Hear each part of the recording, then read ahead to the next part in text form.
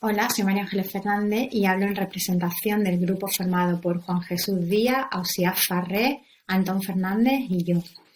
Vamos a hablar sobre la educación en la encrucijada, concretamente de sus 3 primeros capítulos, escritos por Mariano Fernández Anguita.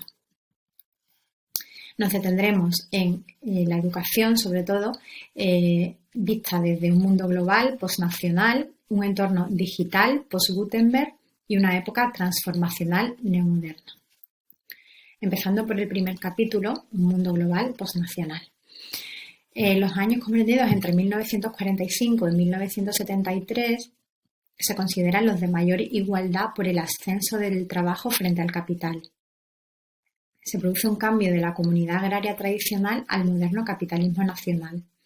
En la actualidad, sin embargo, contamos con un mundo totalmente globalizado. Aspectos de la globalización que más afectan a la institución escolar son la economía y la política. Economía y educación. Históricamente, la expansión del mercado de la fábrica y del trabajo asalariado fue más decisiva para la escuela que la reforma religiosa o el Estado-nación. La escolarización se impondría por ser funcional y necesaria, sobre todo para el trabajo. Hoy en día, vivimos en una economía global y el mercado de trabajo que espera el alumno actual ya no es solo el mercado nacional, sino el global. Una cita del libro nos dice: todo trabajador, en particular si su país es comparativamente rico, compite hoy con millones de trabajadores de todo el mundo. Eso es la globalización. La globalización conlleva competencia y el elemento decisivo para elegir un trabajador u otro es su cualificación. Hay diferentes maneras de afrontar esta globalización. Puede ser frenarla, creando aranceles, por ejemplo, equilibrarla, creando una política globalizada, pero sin lugar a dudas hay que posicionarse en ella, puesto que es el presente y el futuro. Las manifestaciones más indicativas de que la globalización ha llegado a la educación son la movilidad estudiantil. Los alumnos se mueven entre los diferentes países con el objetivo de aprender nuevos contenidos y formarse más. España apenas envía 29.000 estudiantes de educación superior fuera de su frontera, es decir, que tenemos que poner más en ello. La demanda de aprendizaje del inglés como lengua franca. El inglés se convierte en la lengua global necesaria para atravesar fronteras. Las familias y alumnos ya lo saben y por eso están preparándose. España tiene muy buenos recursos, pero no tiene buenos resultados. Y ya por último, las pruebas e informes comparando la educación entre diferentes países, como son los informes PISA, TIMSS, TALIS. Estas pruebas pueden influir en las inversiones internacionales del capital.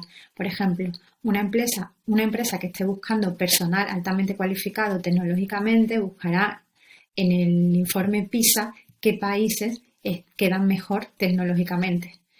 Entonces es una forma de buscar y también de dividir quién sale mejor y quién sale peor en la educación. España no sale muy bien parada en pruebas como PISA, pero el problema real de España son las impresionantes tasas de fracaso de la enseñanza obligatoria y el abandono escolar. Eso hace que el alumnado no esté abierto de cara al mundo, porque se queda en casa y por tanto se devalúa a los trabajadores españoles. Política y educación. La política y educación han ido siempre estrechamente unidas. La escolarización obligatoria fue una manera de someter a la infancia para formar súbditos adultos. Su despegue definitivo como institución universal tiene lugar con el proceso de las naciones, al que está indisolublemente ligada. El desafío de hoy: un salto de las comunidades nacionales a una comunidad global ya exigida por la avanzada globalización económica. Desafíos actuales, globalmente y localmente. Ante el emergente mundo global debemos encomendar a la educación la tarea de fomentar una comunidad moral que sirva de base a la necesaria comunidad política.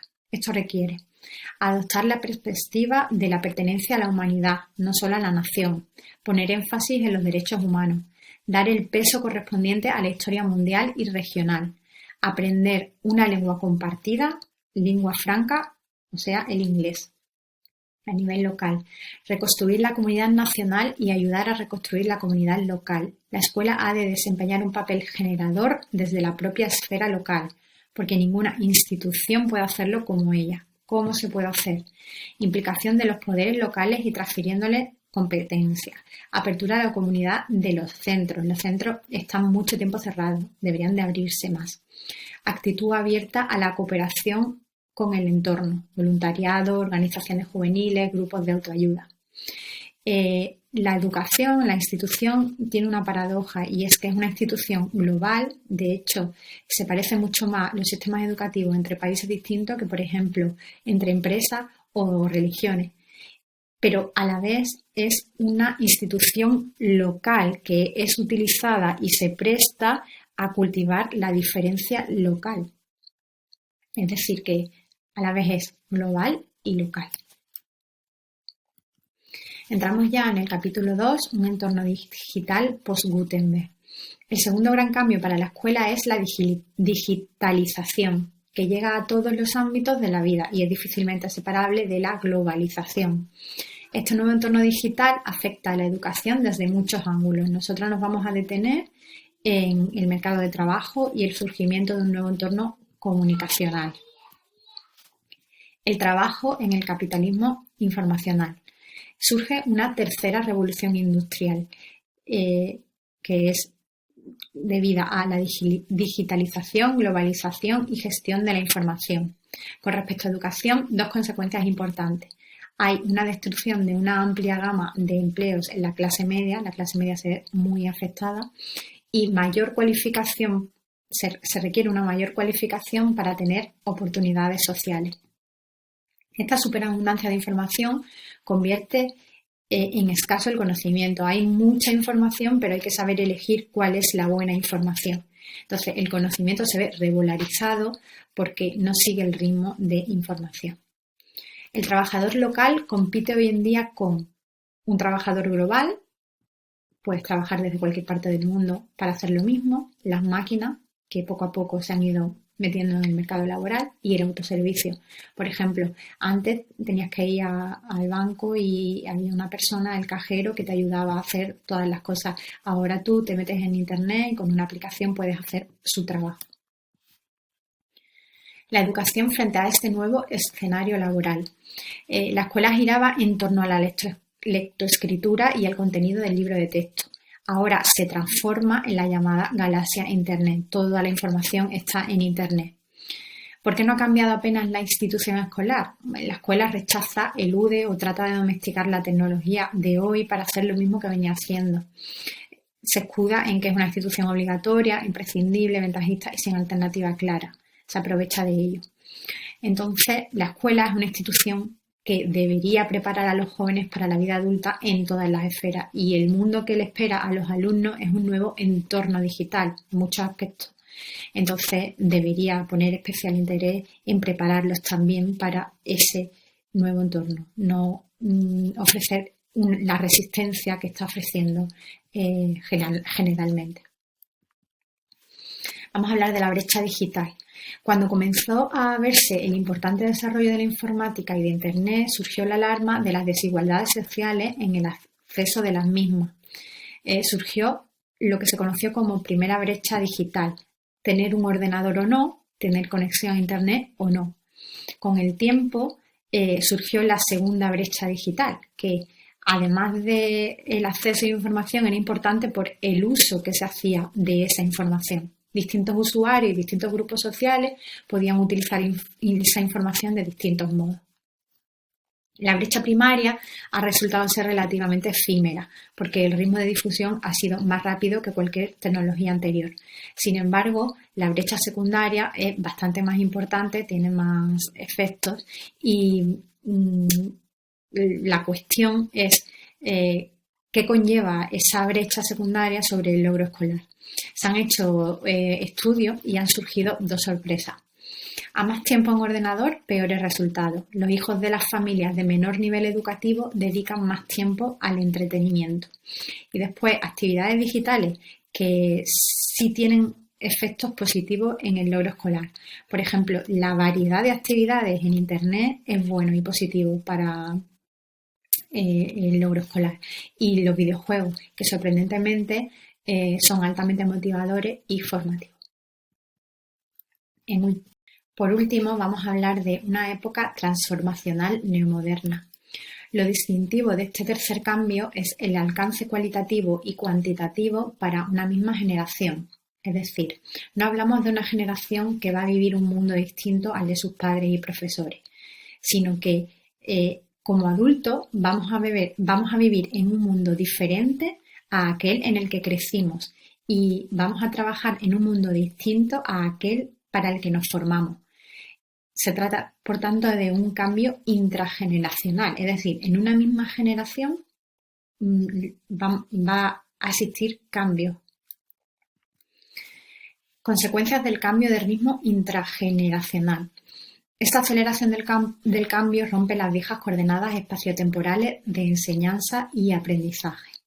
La velocidad a la que se suceden y difunden las tecnologías de la información y la comunicación hace que el educador no pueda ya estar al día. Los alumnos son nativos digitales, mientras que los profesores son todavía inmigrantes digitales. Los alumnos se sienten cómodos con el cambio, mientras que los profesores se sienten incómodos. La fuente potencial de información, conocimiento y aprendizaje reside hoy en el entorno digital, pero el profesorado está muy lejos de dominarlo. La superioridad que hacía del docente un educador eficaz y seguro de sí mismo le otorgaba autoridad, y eso ya no se da en gran medida. El modelo educativo en el que la formación inicial del individuo era suficiente para toda la vida se desarticula. Ahora se demanda la capacidad de revisar lo aprendido en cada nueva situación y ser capaz no solo de aprender, sino también de desaprender. El futuro para la escuela. En su edad de oro, la institución escolar iba un paso por delante de su público, pero su todavía dimensión conservadora, es decir, la hermetización que tienen con respecto al cambio, crea dudas sobre si la escuela encarna hoy realmente el futuro. Frente a la institución escolar se va desarrollando una sociedad de enseñanza, entendida esta por la proliferación de actividades, dispositivos y entornos para la enseñanza puestos en marcha por empresas y no por la escuela. Se trata de una masiva movilización de recursos humanos, materiales y financieros para ayudar a otros en su aprendizaje. Un negocio. Por tanto, para la escuela urge diseñar, desarrollar y aplicar proyectos específicos ajustados a las necesidades y oportunidades del medio. Y esto supone un desafío, especialmente para los centros públicos. Esta labor se hace más complicada sobre todo por la inmunidad o impunidad del funcionario, es decir, tiene su plaza para toda la vida, no se arriesga demasiado.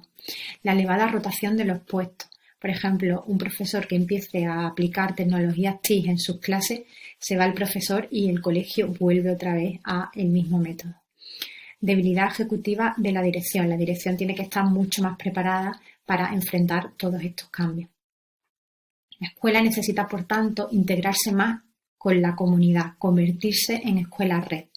Que los recursos adicionales que necesita para desempeñar adecuadamente su función estén al alcance de la mano de la comunidad, incorporados en los adultos que la integran, las familias de alumnos, las instituciones y las empresas del entorno. Conclusiones finales.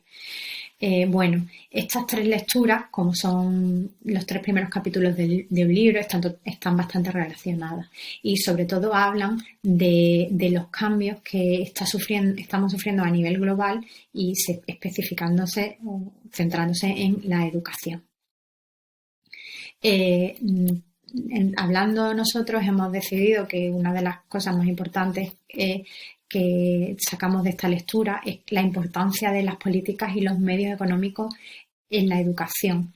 Hay muchos cambios y los profesores, aunque sean totalmente proactivos en estos cambios, si no tienen ayudas políticas y medios económicos para llevarlos a cabo, es imposible que lo logren. Como docentes, creemos que sacamos de esta lectura que es muy importante incorporar en nuestro ejercicio una constante formación y autoevaluación. Hay muchos cambios, debemos estar abiertos a ellos y formarnos. Es muy importante. Y estas lecturas se pueden relacionar con el tema 1, que habla de historia, de economía, de política, de la educación, también de desigualdades. El tema de la brecha digital, por ejemplo, es una desigualdad. Y también se podría relacionar con el tema 4, que habla del profesorado y de lo constantemente formado que debe seguir para poder ejercer bien su profesión. Y nada, con esto terminamos y muchas gracias.